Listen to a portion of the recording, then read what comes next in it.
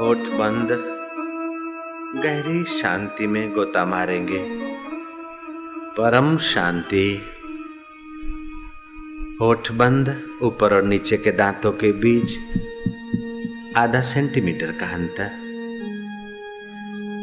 तुम्हारे मंत्र भगवान को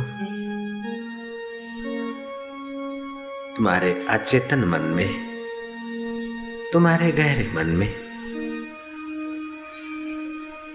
और तुम्हारी मति में उसके प्रभाव को बैठने दो, स्थिर होने दो, शांत होते जाओ।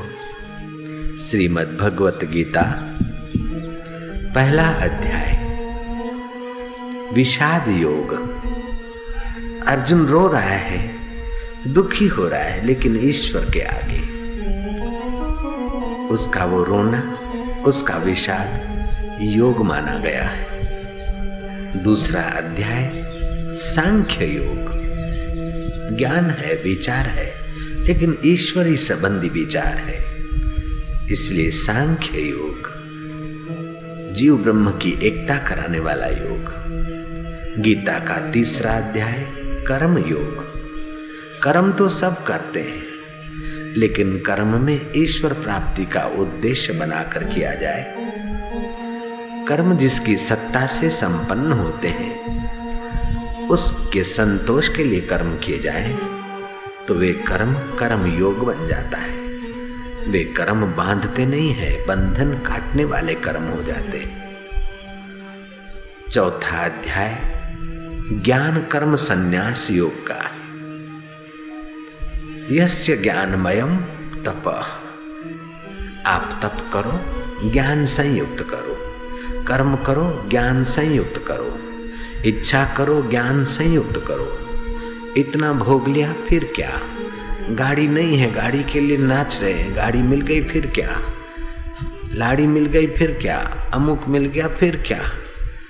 आप ज्ञान युक्त कर्म करिए और फिर कर्मों के फल से, कर्मों के बंधनों से संन्यास ले लीजिए। कर्मों के बंधनों में बंधिए मत, भोग में कर्म में बंधिए मत। ज्ञान के द्वारा कर्म और भोग से अपने को ऊपर उठाइए। ये चौथे अध्याय का संदेश ज्ञान कर्म संन्यास योग है। पांचवें अध्याय, गीता के पांचवें अध्याय का कर्म संन्यास योग संदेश। कर्म तो करो, लेकिन कर्म को संन्यास योग से संपन्न कर लो। और छठा अध्याय आता है ध्यान योग का। इसमें भगवान कहते हैं, अनाश्रिता कर्म फलम कार्यम कर्म करोति याः स संन्यासी च योगी च न निराग्निर चाक्रियाः। ये गीता के वचन सुनने मात्र से आपके कान पावन होते हैं। गीता का एकाध पाठ करने से हजारों कपिला गौ दान करने का फल होता है। गीता का एकाध श्लोक का पाठ करने से भी कई तीर्थ करने का फल होता है। गीता की बड़ी भारी महिमा है। गीता के छठे अध्याय में ज्ञान योग की बात आती है, ध्यान योग की बात आती है। जिसको ध्यान ज्ञान में आगे बढ़ना है, उसको पहले सत्कर्म करना चाहिए। और सत्कर्म का मतलब है कर्म तो करे, फल की इच्छा न रखे। ऐसा कर्म योगी को मन धीरे धीरे ध्यान में प्रवेश हो जाता है। अनाश्रिता कर्म फलम कार्यम कर्म करोति याः स संन्यासी। जो आसक्ति रहित करने योग्य कर्म करता है और फल की लिप्सा नहीं रखता है, उसका हृदय सन्यासी के हृदय जैसा हो जाता है, वो योगी हो जाता है। स सन्यासी च योगी च न निराग्निर चाक्रिया। अग्नि को छोड़ दिया, क्रिया को छोड़ दिया, मैं सन्यासी हो गया? नहीं, सन्यासी तो हो, लेकिन पूर्ण सन्यासी हृदय तो तब बनता है जब आप सत्कर्म करें और सत्कर्म में फल की, संसार की इच्छा न रखें, भगवान को ही पाने की दृढ़ भावना हो, तो आप सन्यासी और योगी के रास्ते दौड़ रहे हैं, आगे बढ़ रहे हैं। फिर सातवां अध्याय में आता है कर्म संन्यास और आठवें अध्याय में आता है अक्षर ब्रह्म योग की बात। ये जो कुछ दिखता है वो अक्षर है, जो आंखों से दिखता है वो अक्षर है, नाश होने वाला है, लेकिन जिसकी सत्ता से दिखता है वो अक्षर है। जैसे मेरा हाथ, मेरी माला, ये फूलों की माला, ये 1 हफ्ता पहले ऐसी माला नहीं थी। 2 दिन पहले खेत में किसान समझता था मेरा माल है, 1 दिन पहले माली समझता था मेरा माल है, और 2-4 घंटे पहले भक्त समझता था कि मेरी माला है। अभी मैं समझता हूँ कि ये मेरी माला है, इधर रखूं चाहे इधर रखूं चाहे किसी को दे दूं, मेरी माला है। हकीकत में ये मेरे फूल भी नहीं हैं, आपने जिसने दिए उसके भी नहीं हैं, और किसान के भी नहीं हैं, माली के भी नहीं हैं। फूल हैं 5 भूतों के। कुछ इसमें सूर्य के किरण है, कुछ धरती की गंध है, कुछ जल का अंश है, कुछ तेज का अंश है, कुछ वायु का अंश है और कुछ आकाश का अंश है। ये है 5 भूतों के, और 5 भूतों के तरफ जा रहे हैं। इसकी गंध में मिली जा रही है, इसका जल बाष्पीभूत होकर महाजल में मिला जा रहा है। ऐसे 5 भूत जहाँ से ये आया ये वहीं जा रहा है। लेकिन माली कहता है मेरा है, किसान कहता है मेरा है, ग्राहक कहता है मेरा है, पुजारी कहता है मेरा है, संत कह दे मेरा है। ये केवल मेरा मेरा कहने भर को है, जो जिसका है उसी में जाकर मिलता है। ऐसे बच्चा रूपी फूल 5 भूतों से खिला, समाज रूपी पुष्प की माला 5 भूतों की है, और ये 5 भूतों की माला फिर 5 भूतों के तरफ जा रही है। व्यक्ति जब मरता है तो उसका जल विभाग जल में चला जाता है, उसके शरीर में जो टेम्परेचर है, अग्नि तत्व है, वो महाअग्नि में मिल जाता है, उसमें जो वायु है वायु में मिल जाता है, उसके अंदर जो आकाश है वो आकाश में मिल जाता है, और उसके अंदर जो पृथ्वी तत्व है राख और हड्डियों के रूप में रह जाता है। उसको बहाने के लिए गंगा में ले जाते, अथवा तो कब्र में पूर देते, तभी भी ये 5 भूत 5 भूतों से मिलने के लिए चले जाते। ममता होती है, माँ कहती मेरा बेटा है, दादा कहता है मेरा पोता है, मामा कहता है मेरा भांजा है, काका कहता है मेरा भतीजा है, और बड़ा होता है तो लोग बोलते ये मेरा दोस्त है, कोई बोलते मेरा दुश्मन है, कोई बोलते मेरा ग्राहक है, कोई बोलता है ये मेरा सेठ है, कोई बोलता है ये मेरा मैनेजर है, तो कोई बोलता है मेरा ये असिस्टेंट है। लेकिन ये फूल जिसका है उधर के तरफ ही यात्रा कर रहा है। बाकी बोलने वालों की कल्पना ही उनके पास रहती है, और वो कल्पना वाले भी ऐसे ही हो जाते हैं। इस बात को तो नास्तिक भी मानेगा। नानक जी का तो अनुभव है, और रामायण में तुलसीदास जी ने भगवान शंकर से कहलवाया है, उमा कहूँ मैं अनुभव अपना, उमा कहूँ मैं अनुभव अपना, सत्य हरि भजन जगत सब स्वप्ना, सत्य हरि भजन जगत सब। उमा कहूँ मैं अनुभव अपना, सत्य हरि भजन जगत सब स्वप्ना। नानक जी ने कहा जैसे जलते बुदबुदा, उपजे बिन से नीत, जग रचना तैसी रची, जान ले रे मीत। जैसे जल में बुलबुले तरंगे भंवरे पैदा होती हैं, और दरिया के बुलबुले और तरंगे दरिया में समाप्त हो जाती है, ऐसे 5 भूतों में शरीर पैदा होते हैं, 5 भूतों में लीन हो जाते हैं, फिर पैदा होते फिर लीन होते हैं और कष्ट सहते हैं। फिर बोलता है ये मकान हमारा, ये फैक्ट्री हमारी, ये जाति हमारी, ये पंथ हमारा, ये मजहब हमारा, ये कब्रस्तान हमारा, ये शमशान हमारा, ये ऑफिस हमारा, हमारा हमारा, हमको मारा, हमारा हमारा करके करोड़ों लोग मर गए, और बाकी के लोग भी उसी क्यू में लगे हैं। जय राम जी की। तो अब क्या करेंगे महाराज? उपाय ये है कि मकान तुम्हारा भले बाहर से बोलो, अंदर से समझो कि ये कल्पना मात्र है। दुकान और ऑफिस, गहने और गांठे तुम हमारा भले बाहर से बोलो, लेकिन भीतर से समझ लेना कि गहने गांठे कोई उठा के ले जाए तो गहना गांठा रोता नहीं कि सेठानी तू मेरे लिए रो रो कर मुझे पाया है, अब मैं जा ही रहा हूं। नहीं नहीं, गहने गांठे तुम्हारे नहीं है, मकान और धरती का 1 पीस या 1 एकड़ तुम्हारा नहीं है, ऑफिस और घर की जमीन या ऑफिस या घर की चीजें तुम्हारी नहीं है, लेकिन जिसका सब कुछ है वो आत्मा तुम्हारा है, और तुम उस परमात्मा के हो भाई। परमात्मा तुम्हारा है और तुम परमात्मा के हो, बाकी सब मन की कल्पना है। मैं मारवाड़ी हूँ, मैं अग्रवाल हूँ, मैं धग्रवाल हूँ, मैं सिंधी हूँ, मैं बिंदी हूँ, मैं फलाना हूँ, ये केवल मन का खेल मात्र है। इसी को बोलते माया। अघटना पट्यसी यस्य सा माया। जो सत्य को छुपा दे और अपना खेल सच्चा दिखा दे उसको बोलते माया। पंजाब में लोग कहते तक दे बाजी नू, बाजी माना डुग डुग डुग डुग डुग डुग करके रसगुल्ले निकाले मदारी में। बेटा बोलता पापा रसगुल्ला, बोले चुप पापा रसगुल्ला, बोले तो मदारी के हैं बेटा, देखने भर को है। सिनेमा में मिठाई की दुकान और मिठाई वाला झोंके खा रहा है, इतने में गाय आती और वो मिठाई खा रही। सिनेमा घर में बुद्धू हलवाई बैठा था, वो चिल्लाया कैसा हलवाई है, गाय मिठाई खा जा रही, चलो यार अपन भी थोड़े रसगुल्ले उठाओ। वो उठाने गया तो पर्दे पे ही हाथ घसा, हाथ में मिला है तो कुछ नहीं, पर्दे पे ही दिख रहा था दुकान, मिठाई और गाय। तो ऐसे ये सब माया में दिख रहा है, मेरा दुकान मकान ये वो, बाकी हाथ में कोई लेके गया नहीं। क्या करिए क्या जोड़िए थोड़े जीवन काज, छोड़ी छोड़ी सब जात है, देह गेह धन और राज। हाड बड़ा हरि भजन कर, द्रव्य बड़ा कछु दे, अकल बड़ी उपकार कर, जीवन का फल ए। तो भगवत गीता 6ठा अध्याय के बाद 7वां अध्याय आता है, उसमें कर्म संन्यास की बात आती है। 8वें अध्याय में अक्षर ब्रह्म योग की बात आती है।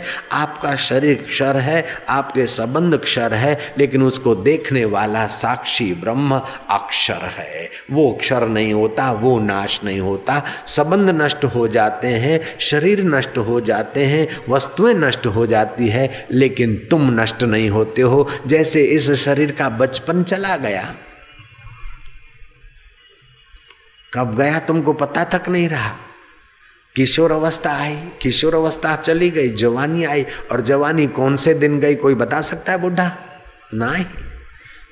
तो ये सब जाने वाले हैं, लेकिन हम दूसरे को पकड़ बैठते हैं। बाल्यावस्था गई तो हम किशोर अवस्था को पकड़ते, मैं किशोर हूं, लेकिन वो भी चले गए तो बोले मैं जवान हूं, वो भी भाग गई तो बोले मैं बूढ़ा हूं, वो भी भाग जाएगा बोले अब मैं जीवात्मा हूं। अरे तू क्या है वो जान ले, ये तो आती हाथी जाने वाली माया है। जो आती और जाती वो माया है, लो जो देखता और सदा रहता है वो परमात्मा है। बचपन आया और गया, तुम उसको देख रहे हो। बचपन की बात ये थी वो थी, ये याद है।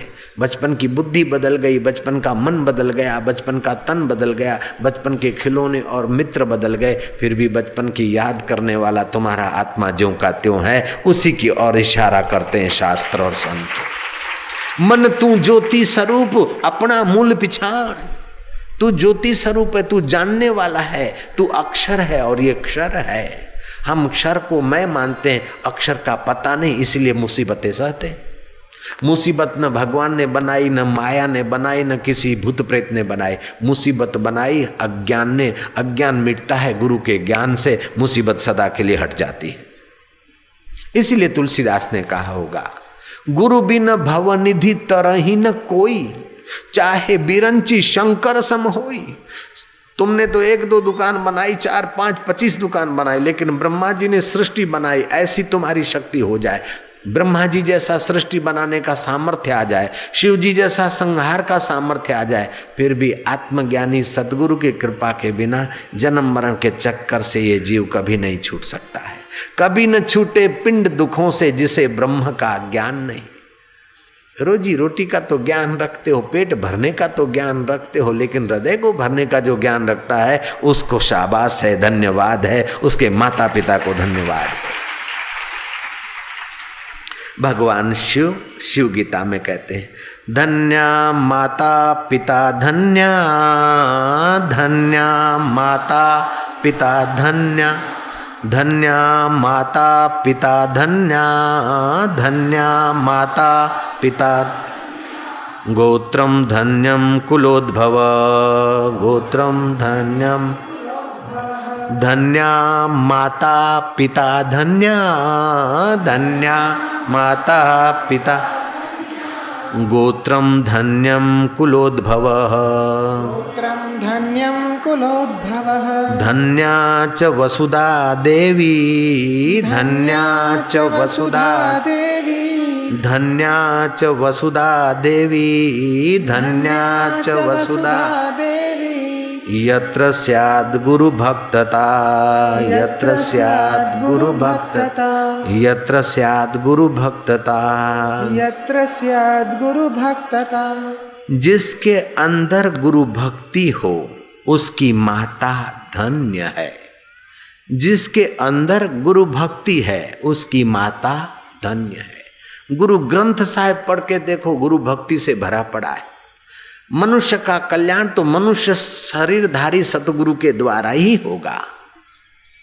ऐसे तो सूर्य नारायण भगवान है, सूर्य पुराण पढ़ के देखो, जल भी भगवत स्वरूप है। लेकिन सूर्य नारायण के दर्शन करो, यही काम लो, उपदेश तो सूर्य नारायण आकर तुमको दे, ये संभावना बहुत। अगर सूर्य नारायण को भी गुरु रूप में आह्वान करके उपदेश लेते हो और अमल करते हो तभी कल्याण होता है। बाकी दीदार तो सूर्य का रोज कर रहे हो, फिर भी पाप ताप और अशांति नहीं जाती है। हम मनुष्य देह में हैं तो परब्रह्म परमात्मा किसी मनुष्य देह के द्वारा ही हमारा मार्गदर्शन करेगा, तभी हमारा कल्याण होगा। नहीं तो भगवान तो कण कण में है, सब में भगवान है। तो भगवान शिव कहते धन्या माता पिता धन्या गोत्रम धन्यम कुलोद्भवः धन्या च वसुधा देवी यत्र स्यात् गुरु भक्ततः। जिसके अंदर गुरु भक्ति हो उसकी माता धन्य है, पिता धन्य है, उसका वंश धन्य है, उसके वंश में जन्म लेने वाले धन्य है। समग्र धरती माता उस गुरु भक्त के लिए धन्यता का अनुभव करती है। ऐसी बात गुरु गीता में भगवान शिव जी ने पार्वती को कही।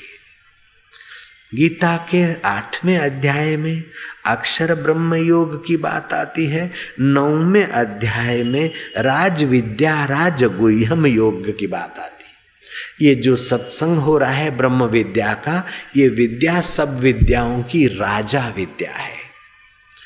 मटका बनाने से लेकर रॉकेट बनाने की विद्या, प्रतिस्मृति जैसी विद्या, ये विद्याएं ऐसी ऐसी विद्याएं दुनिया में पड़ी है। अंतर्धान होने की विद्या, दूर देश में क्या पड़ा है वो देखने की विद्या, दूर देश में कौन क्या बात कर रहा है वो यहाँ आप सुन सके, देवताओं की मसलत जान सके, ऐसी विद्याएं भी है। लेकिन वे सब विद्याएं अपनी अपनी जगह पर ठीक है। ब्रह्म ज्ञान की विद्या सब विद्याओं से ऊंची है, राज विद्या है। और ये गुह्य से गुह्य तत्व को प्रकट करने वाली है और सुनने में समझने में आसान है और फल इसका शाश्वत है और सुख देने वाली है। यज्ञ करने में काढ़ा आदमी अलाउ नहीं है, जयराम जी की पत्नी हीन पुरुष अलाउ नहीं है, अंग भंग हो तो यज्ञ करने में अलाउ नहीं। लेकिन सत्संग सुनने में तो कोई भी हो वेलकम, नो प्रॉब्लम। जप करने में, कीर्तन करने में, चाहे काना हो, चाहे दोनों बाजार बंद हो, चाहे एक आज बाजार बंद हो, चाहे एक बाजार टेढ़ी हो, कुछ भी कैसा भी हो, सत्संग की विद्या ब्रह्म विद्या के लिए कोई बंधन नहीं, जो आए सो निहाल हो जाए। इसको राज विद्या कहते हैं। गीता के 9वें अध्याय में इस विद्या की महिमा और रहस्य बताया है। राज विद्या राज्य गुह्यम योग है। गुह्य से गुह्य है, इससे ज्यादा कोई गोपनीय चीज ही नहीं है विश्व में। और सारी विद्याओं की राजा विद्या है। इंद्र का पदवी मिल जाए और ये राज विद्या नहीं है तो इंद्र भी कंगाल है। अष्टावकर मुनि ने जनक को कहा, यत पदम प्रेप्सवो दीना शक्रादय सर्व देवता अहो तत्र स्थितो योगी हर्षम न उपगच्छति। जिस पद को पाए बिना इंद्र आदि देव अपने को कंगाल समझते हैं, वो इस राज विद्या से जिसने वो पद पाया है फिर भी उस संत को अहंकार नहीं होता है। ये भी एक आश्चर्य है, एक महा आश्चर्य है। बजाओ तो होलसेल में परचूरण नंदा 9। नारायण हरि नारायण, बोलो ना, नारायण हरि नारायण हरि नारायण हरि। 10वां अध्याय आता है विभूति योग का। भगवान ने जहां जहां अपनी विशेष विभूति है वहां अर्जुन का ध्यान खिंचवाया। सर्वत्र ईश्वर को देखने का प्रारंभ करना हो तो खास खास जगह ईश्वर को देखो। तो ये खास खास जगह परमात्मा की विभूति को देखना। देखिए जैसे जल है, पौधे में सींचो और फिर अंगूर का रस बन जाता है, ये भगवान की विभूति है जयराम जी की। सूखा घास है, गाय खाती है और चिकना दूध दही मक्खन मलाई दे देती। अगर घास में से दूध बनने का प्रोसेस न हो तो लल्लू भैया की दुकान पे मावे की मिठाई कभी नहीं बन सकती जयराम जी की। तो ये है लल्लू भैया क्या बनाते मिठाई, हकीकत में मिठाई का रॉ मटेरियल तो भगवान की विभूति से बनता है जयराम जी की। लल्लू के कारीगर तो बस जय कर दिया, टप्पा लगा दिया अपना, लेकिन माल तो उसी का है। जयराम जी बोलना पड़ेगा। नारायण हरि बोलो ना, नारायण हरि नारायण हरि। तो ये भगवान का विभूति योग वर्णन है 10वें अध्याय में। 11वें अध्याय में भगवान ने अपने विश्व रूप को बताया है। उस विश्व रूप का दर्शन चिंतन करने से मन जल्दी शांत होने लगता है। जहां तहां भगवान की उपस्थिति अथवा भगवान का ही स्वरूप देखने का अभ्यास करो तो आपका मन जल्दी शांत हो जाएगा। पक्षियों की किल्लोल दिख रही लेकिन उसमें भगवान का वैभव है जयराम जी की। चंद्रमा चमचम चमक रहा है, सुंदर सुहावना लगा है। मम्मी चांद ला दो ना। श्री कृष्ण जब नन्हे थे तो बाल लीलाओं के द्वारा यशोदा माँ का हृदय आनंदित करते और ग्वाल गोपियों को भी आनंद देते। कृष्ण थोड़े से आराम करके उठे, पूनम की रात थी, उठे, बोले माँ माँ, बोले हाँ बेटा, माँ माँ, बोले हाँ बेटा, माँ माँ, अरे बेटा बोल, नहीं रोने लगा बेटा, क्या चाहिए मेरे लाल, क्या चाहिए? बोले मैं मांगता हूँ तू देती तो नहीं है। बोले क्या चाहिए? बोले मेरे कन्हैया बोल क्या चाहिए, क्या चाहिए? बोले तू देती तो नहीं, क्या चाहिए, क्या चाहिए? बोले बोल क्या तू? माँ माँ मेरे को लाके दे दे, चांद दे दे। गोपियां हंस पड़ी कि क्या मांगता है। यशोदा कहती गोपियां तुम इन्हें समझाओ। गोपियां जो समझाए त्यों कन्हैया लीला करे। नहीं लूंगा तो उस चांद को लूंगा, इसको लाके मेरे कटोरे में रख दो। गोपियां कहती मेरे बाप वो कहाँ से हम लाएंगी और कैसे कटोरे में रखेगी? बोले जब नहीं दे सकती तो क्या चाहिए, क्या चाहिए क्यों पूछती हो? मेरे को तो वो ही चाहिए। यशोदा माँ ने बच्चे को कैसे सहलाना और उसके मन को बदल देना। बोले बेटा छी वो चांद, उस चांद में तो काली माँ है, देख वो क्या करेगा तू चांद, मैं तो तेरे को चांद जैसा मक्खन खिलाऊंगी। हाँ बोले काली माँ क्यों है उसमें? ले बेटा वो धरती का परछाया पड़ता है उसमें, इसलिए काला चांद मेरे इस कन्हैया को मैं क्यों दूंगी? छी मैं तो सफेद सफेद मक्खन, सफेद सफेद मिश्री दूंगी। माँ मिश्री मक्खन देगी? बोले हाँ तो कब देगी बेटा? सुबह हो जाए ना तब दूंगी, अभी तो सफेद सफेद दूध और सफेद सफेद मिश्री और थोड़ी इलायची डाल के बना के आई हूँ, पी मेरे लाला। अच्छा ये सफेद सफेद है तो उसको पिलावे? हाँ पिला बेटा। कृष्ण चांद को जरा है, ले पी तू सफेद हो जा, ले पी तू सफेद हो जा। ये अटखेलियां देखकर गोपियों का हृदय गदगद होता है और यशोदा माँ गले से लगाती, छाती से लगाती, मेरे लाल तू भी अटखट रहा है। ऐसे अपने लाल में भी कन्हैया का दीदार करे, अपने लाल के शरीर में मोह न करे, लेकिन अपने लाल की अंगड़ाई जिस लाल से हो रही है उधर को ध्यान दे तो वो माई भी निहाल हो जाएगी। ये भगवान का वैभव देखने की कला है। छोरा बड़ा होगा मेरा लाल, डॉक्टर बनेगा ओ लोली, वकील बनेगा लोगों की जेबें खाली करेगा, गाड़ी पे गाड़ी लाएगा और माँ को मर्सिडी में घुमाएगा। सत्यानाश कर देगा वो तो। वकील तो लोगों की जेब खाली करने पर ज्यादा ध्यान न दे। डॉक्टर तो हो लेकिन मरीज का खून चूसने वाला डॉक्टर न हो। डॉक्टर तो हो मरीज के दिल में दिलबर है, वकील हो असील के दिल में दिलबर है। उसकी भलाई और अपनी आजीविका का ख्याल करके जिएगा और उसके हृदय के परमात्मा का आशीर्वाद लेगा और महान बनेगा, माता पिता के कर्मों को भी उज्जवल बनाएगा। ऐसा मेरा लाल होगा। जरा ऐसा सोचो, गाड़ी लाएगा, माँ को घुमाएगा, मुई गाड़ी होगी तो आएगी, नहीं तो कोई परवाह नहीं, लेकिन लड़के का स्वभाव कसाई जैसा न हो जाए। जय राम जी की जय राम।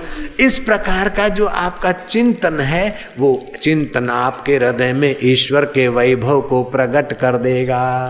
सब घट मेरा साईया, सब घट मेरा साईया, खाली घटना को, खाली घटना को, बलिहारी वो घट की, बलिहारी जा घट प्रगट हो, जा घट प्रगट हो। कबीरा कुआ एक है, कबीरा कुआ एक है, पनियारी अनेक पनियारी, न्यारे न्यारे बर्तनों में, न्यारे बर्तनों में, पानी एक का एक पानी।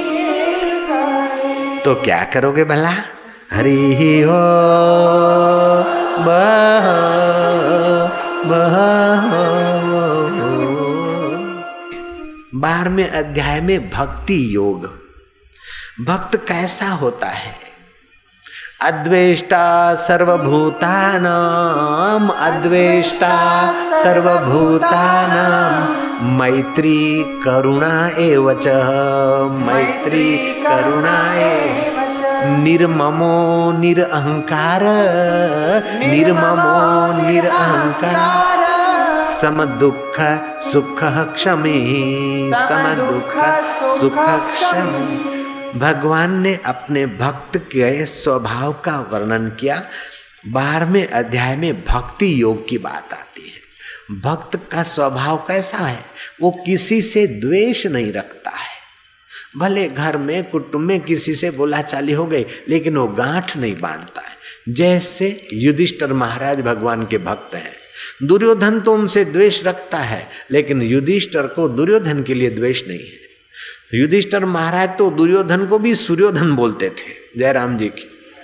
ऐसे ही तुमको अगर भक्ति दृढ़ करनी हो तो न सासू के प्रति द्वेष रखो, न बहू के प्रति, न देरानी के प्रति, न जेठानी के प्रति, न पत्नी के प्रति, न पति के प्रति, न पड़ोसी के प्रति। किसी के लिए द्वेष रखते हो तो हृदय अपना खराब होता है। कुछ बात आए तो बुला के बातचीत का फैसला करके छुट्टी करो, लेकिन गांठ मत बांधो। गांठ बांधने से अपना हृदय खराब होता है। जिसको मांस खाने की आदत पड़ जाती है, समझो दूसरे जन्म में शेर के यहाँ लेने की अथवा गिद्ध के यहाँ जाने की उसकी तैयारी है। और जो गांठ रखता है जहर की, तो समझो आइंदे वो सांप के घर जाने की व्यवस्था कर रहा है। आप सांप के घर भी न जाइए, शेर और गिद्ध के घर भी न जाइए, आप तो परमात्मा के घर में अभी से गोता मारकर अमर हो जाइए।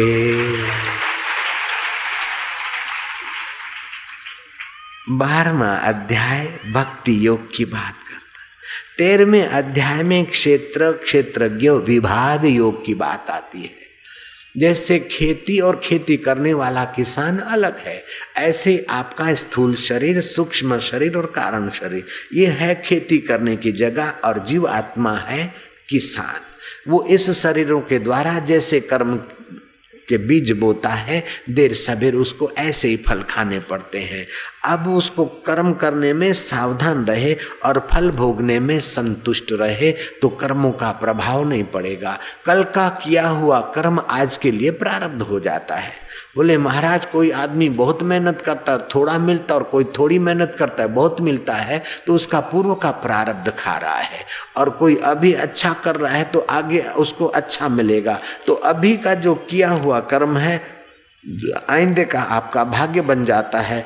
और अभी का जो किया हुआ दुष्कर्म है आइंदे के लिए आपके लिए दुखदायी हो जाता है। इसलिए कर्म करने में जीव आत्मा स्वतंत्र है, फल देना भगवान के हाथ की बात है। आपके कौन से कर्म का कब फल देना वो अंतर्यामी ईश्वर निर्धारित करता है। हमने पाप कर्म किया लेकिन उसका फल, मैंने खून किया और खून करके ना धोके मैं इधर आ गया और पुलिस को किसी को पता न चला, अब मेरा कर्म क्या छुप गया?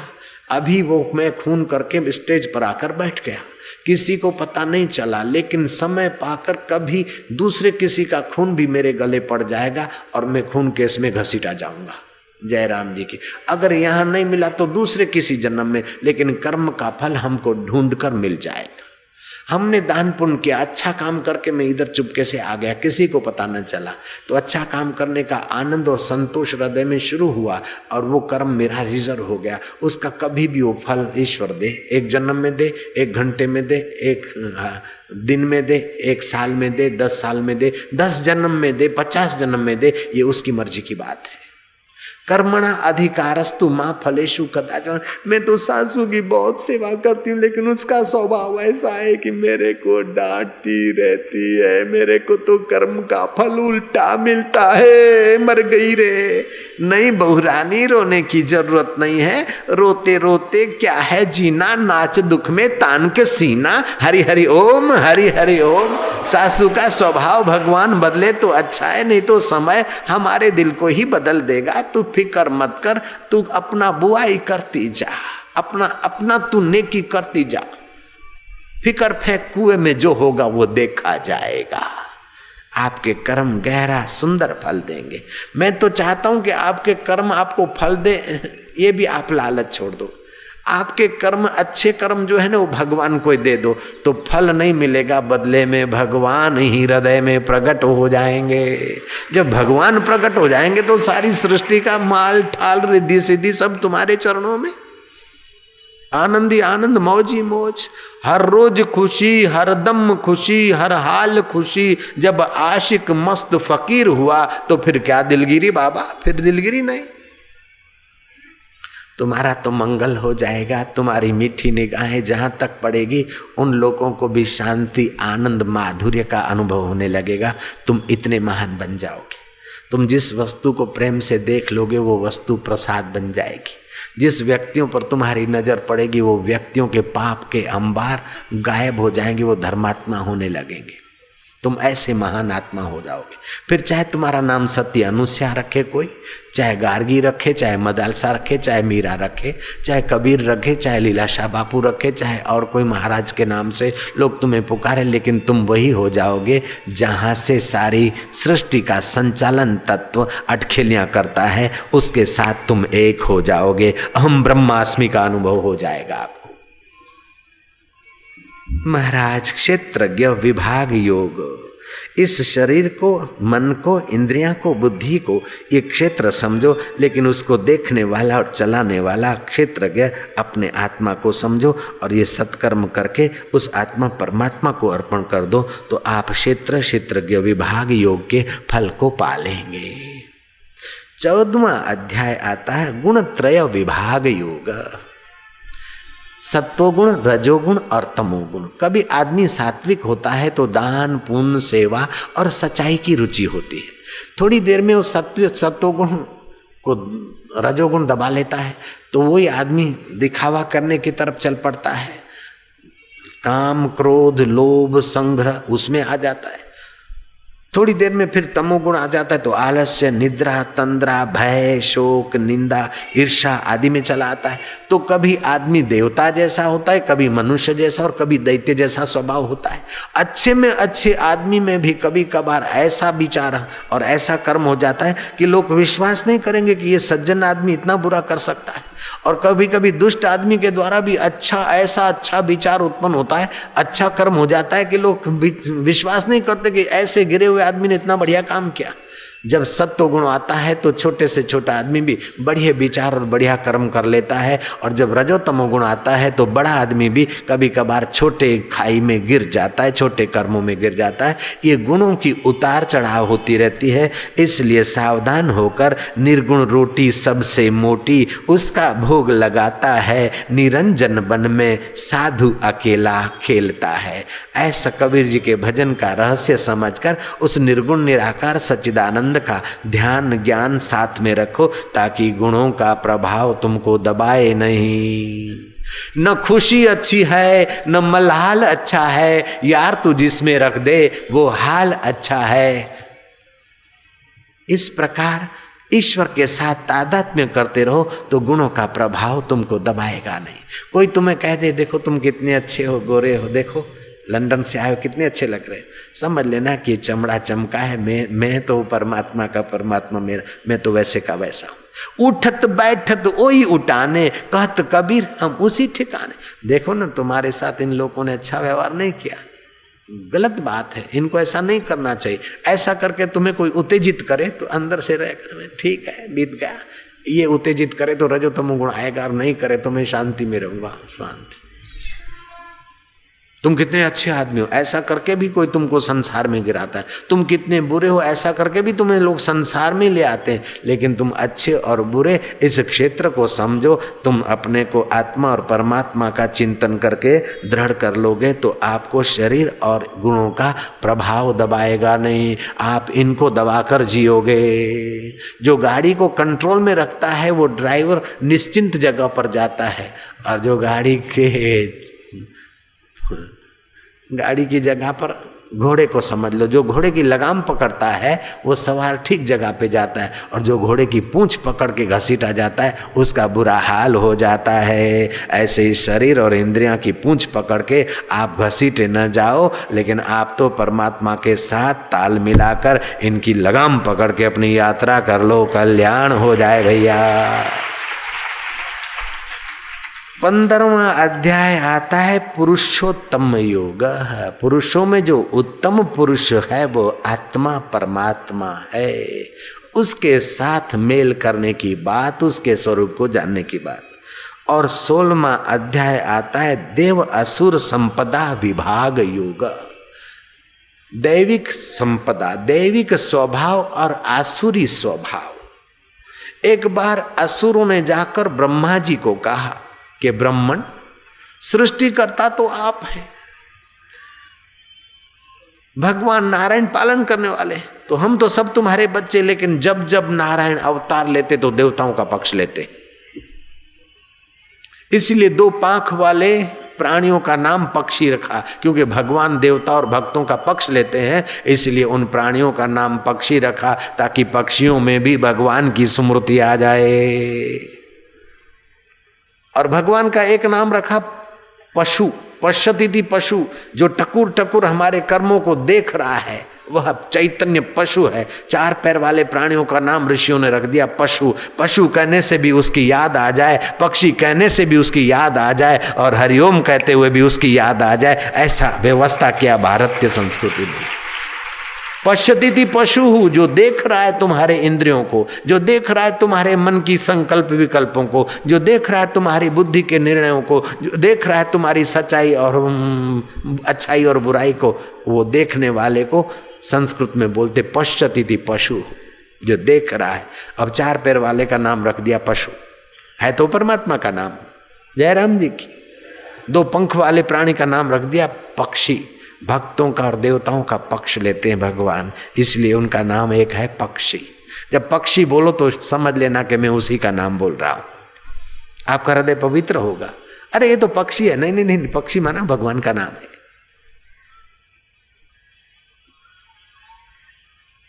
महाराज दैत्यों ने, असुरों ने कहा कि भगवान पक्षपात क्यों करते हैं। ब्रह्मा जी ने देखा कि इनको उपदेश दूं और ये मान ले, ऐसे बेटे नहीं है, इनको तो थोड़ा प्रैक्टिकल प्रयोग कराना पड़ेगा। बोले देखो ऐसा करो, आज तो 9 है, कल 10, परसों 11 और तरसों है 12। 12 के दिन देव असुर भोजन समारंभ ब्रह्मपुरी में होगा। ब्रह्मा जी के लोक में। हमें आप आमंत्रित करते हैं भोज के लिए? बोले हाँ हाँ आ जाना बेटो। देवताओं को भी आमंत्रण भेज दिया, देवता भी आए और असुर भी आए। असुर सोचने लगे कि आखिर देवता पहले खाएंगे, बचा खुचा हमको मिलेगा, लेकिन ब्रह्मा जी को तो प्रैक्टिकल प्रयोग दिखाना था। बोले पुत्रों पहले असुर खाएंगे और बाद में देवता जिमेंगे। आमने सामने लाइन लगा दो और पत्तले बिछा दो। पत्तले बिछ गई, व्यंजन परोस दिए गए। असुरों को जो प्रिय भोजन हो ऐसा चटना चपाटा तीखा मिर्च ये वो आसुरी भोजन, और देवों को जो प्रिय हो देवताओं का सात्विक स्निग्ध ये वो। असुरों को प्रिय भोजन देखकर मुंह में पानी आया कि हाँ ब्रह्मा जी ने हमारे लिए मानना पड़ेगा। जो पत्तल में भोजन पिरोसा गया, ब्रह्मा जी आके खड़े हो गए कि पुत्रों मैंने तो संकल्प से सृष्टि बनाई, तो आज मैं संकल्प करता हूं कि जब तक तुम पत्तल पर भोजन करोगे तब तक तुम्हारे हाथ की कोनी मुड़ेगी नहीं, हाथ तुम्हारे सीधे ही रहेंगे। अब हाथ सीधे तो पत्तल में डालो तो माल मुंह में कैसे आए? आखिर असुरों ने ऊपर करके फेंका, तो कभी थोड़ा मुंह में गया तो जरा मिर्चीला चटनी वाला आंख में भी गया, तो कभी नाक के उस नथु ने भूंगड़े में भी घुसा। हाची ऊंची हाची। स्वादिष्ट भोजन तो था, लेकिन हाथ की कोनी न मुड़ने से भोजन ने तो चेहरा भी मंग की छाप बना दिया, नाक और मुंह और आंख की डिजाइन भी अलौकिक कर दी। महाराज बुरी तरह उनकी खिल्ली उड़ी। ब्रह्मा जी के आगे वो करे भी क्या? जैसे तैसे भोजन में से उठे। ऐसे पुत्रों संतुष्ट हुए, बोले भगवान क्या अब देवताओं को तो कौन? नहीं भाई, देवताओं का भी ये हाल होगा। देवताओं के आगे परोसा गया भोजन और भगवान ब्रह्मा जी ने कहा हे देवो पुत्रों, जब तक तुम पत्तल पे रहोगे तब तक तुम्हारे हाथ की कोनी मुड़ेगी नहीं। देवता शांत हो गए, अंतरात्मा से युक्ति आ गई। देवता ने अपनी पत्तल से उठाया, सामने वाले के मुंह में रख दिया, और आमने वाले ने सामने वाले, सामने वाला आमने, वो उसके मुंह में धर दे, वो उसके मुंह में धर दे। अब जयराम जी बोलना पड़ेगा, उसके मुंह में रख दे। हाथ की कोनी नहीं मुड़ती तो कोई बात नहीं, उठाया उसके सामने मुंह में डाल दिया। उसने उठाया तो मेरे मुंह में डाल दिया। बिना सहकार नथी उद्धार। देवताओं में सात्विकता होती है, सहयोग करते हैं, इसलिए भगवान उनका पक्ष लेते हैं। और तुम विध्वंस करते हो, इसलिए भगवान तुमको टाइट करते हैं। भगवान तो ज्यों के त्यों हैं, लेकिन तुम्हारे कर्म और उनके कर्म भगवान से अलग अलग काम कराते हैं। जैसे विद्युत शक्ति तो ज्यों के त्यों, फ्रिज में फिट कर दो तो आइस वाटर एंड आइस बन जाता है, आइसक्रीम भी बन जाता है। और तुम हीटर में फिट कर दो तो उखलता हुआ पानी हो जाता है। और महाराज माइक में फिट कर दो तो आवाज बन जाता है, सिगड़ी में फिट कर दो तो चाय बना देता है, और पंप मोटर पंप में फिट कर दो तो वो गैलनों के गैलन पानी उठा के फेंक देता है। लाइट तो सत्ता मात्र है, तुम इंस्ट्रूमेंट कैसा फिट करते हो? ऐसे ही भगवान तो सत्ता मात्र है, तुम मन का स्वभाव कैसा फिट करते हो, बुद्धि का निश्चय कैसा फिट करते हो, कर्म की गति कैसा फिट करते हो, ऐसा ही तुमको परिणाम मिलता है। एक बात और, फ्रिज के साथ फिट हो गया तो फ्रिज जैसा बना है वो तो पानी ठंडा ही करेगा, हीटर के साथ फिट हो गया तो वो गर्म ही करेगा, वो तो जड़ चीजें हैं। लेकिन तुम अपना स्वभाव बदल सकते हो, तीखा स्वभाव मीठा कर सकते हो, लुच्चा स्वभाव पवित्र स्वभाव कर सकते हो। इसलिए तुमको कर्म करने का फल होता है। हीटर और फ्रिज को कोई उल्हाना नहीं देता है, लेकिन तुमको उल्हाना दिया जाता है ताकि तुम अपने में चेंज ला सको। इसलिए तुम्हारे लिए कथा है। फिटर हीटर के लिए थोड़े कथा है, गाय घोड़े गधे के लिए थोड़े कथा है, केवल मनुष्य के लिए हरि कथा है। क्योंकि मनुष्य अपना स्वभाव बदलने में सक्षम है। बड़े बड़े अपराधी भी सत्संग के द्वारा सुधर के महान हो गए, और अच्छे अच्छे भक्त भी कुसंग के द्वारा दुष्ट हो गए। इसलिए अच्छा संग करना चाहिए। अच्छा संग नहीं मिले तो अच्छे शास्त्र पढ़ना चाहिए। अच्छे शास्त्र नहीं पढ़ सकते तो अच्छी कैसेटें सुननी चाहिए, और ये भी नहीं कर सकते तो अच्छे में अच्छा जो भगवान का नाम है गुरु मंत्र जपना चाहिए। आदि आदि अपने हृदय को चेंज करते करते भगवान प्रकट हो ऐसा योग्य बनाना चाहिए। तो ये महाराज 16वें अध्याय में देव असुर संपदा विभाग योग, 17वां अध्याय है श्रद्धा त्रय विभाग योग, सात्विक श्रद्धा, राजस श्रद्धा, तामस श्रद्धा। तामसी श्रद्धा होती है कि मेरी श्रद्धा हो ऐसा भगवान ने या गुरु ने किया तो ठीक है, नहीं तो उठा के भगवान की मूर्ति फेंक दी, अथवा तो उठा के गुरु जी की गीता बीता ये वो कथा बता फेंक दी, कुछ नहीं बाबा बाबा ये सब हम नहीं जानते, जाओ। ये तामसी श्रद्धा वाले। राजसी श्रद्धा वाला काम बन गया तो ठीक है, श्रद्धा बढ़ेगी, काम नहीं बढ़ा तो अच्छा भाई मेरा भाग्य ऐसा है, लेकिन मजा नहीं आया। सात्विक श्रद्धा वाला अगर मन चाहा हुआ तो भी ईश्वर की कृपा है, और मन से विपरीत हुआ तभी भी ईश्वर की कृपा, गुरु की कृपा का दर्शन करेगा। जैसे सुदामा पुटली भर के जा रहे हैं चमाड़े की, चावल की, पैदल चले जा रहे हैं, कपड़ा ओढ़ने को नहीं, आधी धोती सी ओढ़ के जा रहे हैं। पत्नी की ऐसी गरीबी कि एक ही साड़ी में, उसी साड़ी में स्नान करती और वही साड़ी अपने अंग पर सुखाती और उसी साड़ी को पहनकर रसोई घर में जाती, उसी साड़ी में शयन करती और उसी साड़ी में पूरा समय बिताती, दूसरा कपड़ा नहीं। ऐसी गरीब थी सुशीला, लेकिन गुण भी इतने बढ़िया थे। सुदामा को बोला कि आप तो भगवान के मित्र हैं, हम लोग इतना दुखी जीवन जी रहे हैं, जाइए ठाकुर जी के पास। पैदल गया सुदामा और द्वारपाल ने रोक दिया कि क्या है? बोले ऐसा भी हूँ, लेकिन भगवान का मैं मित्र हूँ। सच्ची बात है, आप सब भगवान के मित्र हैं। जयराम जी की, आप भगवान के सखा हैं। सुदामा कहता है द्वारपाल को, भगवान मेरे सखा है, जरा खबर तो करो। द्वारपाल गया कि एक बूढ़ा ब्राह्मण आया है, एक मुट्ठी भर हड्डियों जैसा है उसका शरीर है, ढांचा ऐसा है वैसा है, बोलता मैं भगवान का सखा हूं और सुदामा उसका नाम है। भगवान सिंहासन से जंप मार के दौड़े और प्रेम से सुदामा को ले आए, आसन पर बिठा दिया और सुदामा के पैर धो रहे। लो, भक्तों के भी भक्त हैं, इसी का नाम है भारत का भगवान कृष्ण कन्हैया लाल की। हकीकत में भगवान केवल भारत का नहीं है, भगवान तो ब्रह्मांड का ही भगवान है, लेकिन आजकल पार्टीबाजी की बातों में केवल कहना पड़ता है भारत का भगवान। भगवान तो भगवान ही है, कृष्ण कन्हैया लाल की। सुदामा के पैर धो रहे हैं। कहाँ बड़प्पन, आज 4 पैसे कोई कमा लेता है, 2-4 गाड़ियां आ जाती तो बिना ड्राइवर के साहब का तो बस नौकरानी नहीं तो सेठानी का मूड ऑफ, ड्राइवर नहीं तो सेठ जी का मूड ऑफ। लेकिन सेठों का सेठ श्री कृष्ण देखो तो सहज में जीता है, घोड़ा गाड़ी चलानी पड़ी तो ओके। और सुदामा के पैर धोते धोते उसके पैर में कांटा है। रुक्मणी को बोला लाओ सुई ले आओ। सुई लाने में देर हुई तो अपने मुंह से, अपने दांतों से भक्त का कांटा खींचने वाला कृष्ण कैसा दुलारा होगा। अपना दुशाला उड़ा दिया, बातचीत का सिलसिला चला। सुदामा बार बार वो पोटली छुपा रहे हैं कि विश्व को देने वाला, इसको अब मैं क्या दूं? खाली हाथ तो नहीं भेजा पत्नी ने, लेकिन चावल के पौवे हैं। वो संकोच कर रहा है तो कृष्ण बोलते हैं मेरे लिए कुछ भाभी ने दिया है। अरे लाओ लाओ लाओ।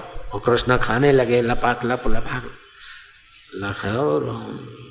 रुक्मणी जी ने, राधा जी ने देखा कि ब्राह्मण का ये स्वीकार कर लेंगे तो लक्ष्मी इनके पास ही रहेंगी, तो ब्राह्मण तप और ध्यान भूल जाएंगे। इसलिए रुक्मणी ने थोड़ा सा ठाकुर जी के हाथ में से छीन लिया कि ज्यादा स्वीकार न कर ले। कोई सतगुरु और भगवान किसी का ज्यादा स्वीकार कर लेते तो फिर उसका बदला वो संभालेगा कि क्या होगा।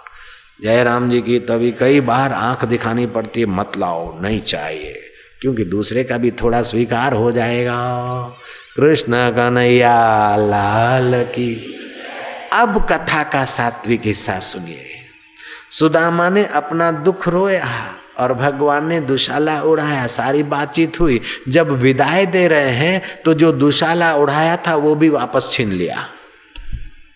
अब जयराम जी तो कहना पड़ेगा, आए थे दुखड़ा रोने को, गरीबी है, अंग पे कपड़ा ढकने को नहीं है, घर में खाने को नहीं है, पत्नी को ओढ़ने को नहीं है, सारा दुखड़ा सुनाया और कृष्ण सुना के भी अब विदाई देते हैं तो जो दुशाला उड़ाया था वो वापस ले रहे हैं। द्वार के बाहर विदाई दी, बोले मित्र ये दुशाला मैंने उड़ाया, वापस दे दो। सुदामा दुशाला वापस देकर रास्ते में कहते कि भगवान कितने दयालु हैं, इसका नाम है सात्विक श्रद्धा। तेरे फूलों से भी प्यार, तेरे कांटों से भी प्यार। न ये भी देख वो भी देख, देखत देखत ऐसा देख, मिट जाए धोखा रह जाए एक, उस एक की कृपा दिखे। भगवान कितने दयालु हैं। दुशाला उड़ाया था वो भी वापस ले लिया ताकि मुझे कहीं मोह माया की आसक्ति ना हो और लोगों को ऐसा न लगे कि गरीब मित्र अमीर मित्र के यहाँ से कुछ लेके जा रहा है। ऐसा सोच के भगवान ने मेरे इतना दुख सुनाया, एक कोड़ी भी नहीं दी, और जो दुशाला झूना दुशाला उड़ाया था वो भी वापस ले लिया। भगवान कितने अच्छे हैं, कितने दयालु। श्रद्धालु, सात्विक श्रद्धालु हर समय सही अर्थ लगाकर अपनी श्रद्धा को पुष्ट करता है। राजसी आदमी इधर उधर रहता है और तामसी तो जल्दी विरोध करता है, इनकलाब जिंदाबाद। सुदामा जाते जाते अपने नगर की ओर पहुंचे तो देखा सुशीला महारानी होकर आ रही है, सजी धजी, और दासियां भी साथ में है। झोंपड़ी की जगह पर महल खड़ा है। देवी ये क्या, उस जमाने में मिसिस और मिस्टर और मम्मी और पप्पा ये कचरा मैकालिन का नहीं था, माताश्री बोलते थे, पिताश्री बोलते थे। ये श्री शब्द और पिता शब्द सचमुच में बहुत पवित्र और एक दूसरे का मंगल सूचक है। पापा, मम्मी, डैडी, डेडा, ये तो पाश्चात्य कचरे की नकल कर रहे हैं हम लोग। जयराम जी की अब अपने बच्चों को कहे तो ये फैशनेबल शब्द इनको छोड़ो, पिताश्री कहा करें, मातुश्री कहा करें। लड़कों का नाम भी कैसा रखते, बबलू, टिन्नू, मिन्नू, विक्की, लेशमा, श्लेष्मा। अब लेशमा श्लेष्मा तो लींट को बोलते हैं, क्या बच्चियों का ऐसा गंदा नाम रखा जाता है? गार्गी रख, मदालसा रख, हरिदास रख, हरिशरण रख, प्रभु शरण रख, ऐसे नाम रख जिससे भगवान की याद आए और बच्चों में देवी गुण आ जाए और माता पिता में भी उच्च विचार आ जाए। पिता के साथ श्री मिल जाता है, वैसे भी पिता माता पवित्र शब्द है। मातुश्री, पिताश्री, कितना पवित्र दिव्यता लाने वाला वचन है। डेडी, अब पिताश्री ये बोलने में हृदय पर कैसा असर होता है आप विचारिए।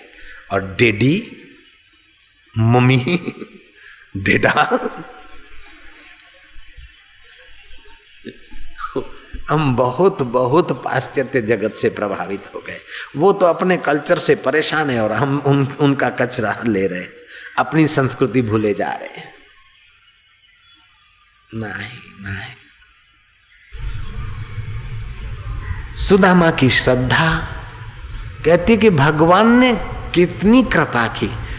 उधर तो दुशाला वापस ले लिया, कोई लोग देखे नहीं कि मित्र से लिए जा रहा है, और फिर संकल्प मात्र से रिद्धि सिद्धियों को आज्ञा करके इतना सारा वैभव दे दिया ताकि मेरा भक्त खाने पीने की चिंता में कहीं भजन न भूल जाए, इसलिए इतना सारा दे दिया। कितने दयालु हैं, छीन लिया तभी भी दयालु हैं और बहुत दे दिया तभी भी दयालु। ये सात्विक श्रद्धा है, हर तरफ वो भगवान और गुरु महापुरुष और धर्म के लिए धन्यवाद पैदा करती है। सात्विक श्रद्धा है। तो महाराज श्रद्धा त्रय विभाग योग आता है। फिर भगवत गीता में 18वां अध्याय मोक्ष संन्यास योग आता है। अर्जुन कहता है नष्टो मोह सुमृति लब्ध्वा करिष्ये वचनम तव, मेरा मोह नष्ट हो गया, मैं ये शरीर हूँ और मैं क्षत्रिय हूँ, ये मेरा कर्तव्य अकर्तव्य, ये जो मेरा मोह था वो हट गया। वास्तव में मैं असंग आत्मा चैतन्य हूँ, श्री कृष्ण तुम्हारा मैं सनातन अंश हूँ, अब जो आप कहोगे वो मैं करूँगा। अर्जुन को तत्व ज्ञान हो गया है और युद्ध जैसे घोर कर्म भी अर्जुन को नहीं बांधते हैं। इस प्रकार की व्याख्या भगवत गीता के 18वें अध्याय में मोक्ष संन्यास योग की बात आती है। कुल मिलाकर गीता में 18 अध्याय हैं, 702 श्लोक हैं। सबसे छोटा ग्रंथ होते हुए भी विश्व में सबसे बढ़िया भारी तेजस्वी ग्रंथ है। अगर किसी ग्रंथ की जन्म जयंती व्यापक रूप में मनाई जाती है तो ये भगवत गीता रूपी ग्रंथ की विश्व में जयंतियां मनाई जाती है। 5000 वर्ष हुए फिर भी ये ग्रंथ बूढ़ा नहीं हुआ। विदेशों में 100 साल पहले जब वर्ल्ड रिलीजियस पार्लियामेंट हुई थी तो सारे दुनिया के धर्म ग्रंथ रखे थे और सबके नीचे गीता रखी थी। और विवेकानंद की मजाक, भारत की मजाक उड़ाते हुए उन लोगों ने कहा कि देखो व्हाट इज योर रिलीजियस, ये तुम्हारा क्या रिलीजियस है। सबसे छोटा ग्रंथ है तुम्हारा हिंदुओं का, और सब ग्रंथों के नीचे पड़ा है। विवेकानंद ने कहा तुम बहुत समझदार हो, तुम्हारे बड़े बड़े पोथे सब जिसके आधार पर है वो विश्व का आधार संस्कृति का ग्रंथ सबकी नींव बनकर बैठा है। तुमको शाबाश है, थैंक यू। जयराम जी बोलना पड़ेगा। नारायण हरि।